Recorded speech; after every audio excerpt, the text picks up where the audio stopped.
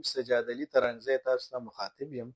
نن زه د 400 چې څومره سټوډنټس دي، که هغه بوای سټوډنټس دي، که هغه ګرل سټوډنټس دي، که هغه د هغوی والدین دي، هغوی ته زه ډېر یو ضروري پیغام ورکوم. په 400 کې یو ارګنایزیشن دوه داسې شته چې هغوی نن سبا سکالرشپس اناونس کړي دي او په هغې کې مختلف پرایویټ کالجونه یاد کړي دي چې په دې کې به موږ سکالرشپس وړو ته ورکوو.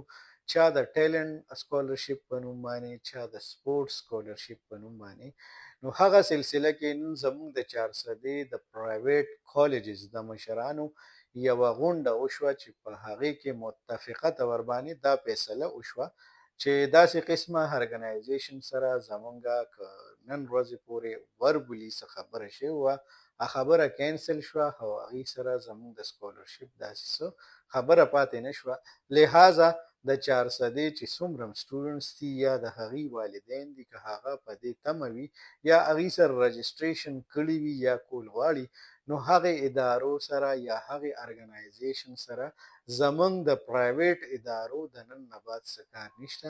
لہذا دا میسج څومره زیات چې تاسو شیر کولی شئ، سټوډنټس یا والدین دې خپل ټایم نه ضایع کوي او د دغې سکالرشپ په تمه کېږي دې نه چې هغې کې سټوډنټس مختلف شکل باندې رجسټریشن فیس ورکوي.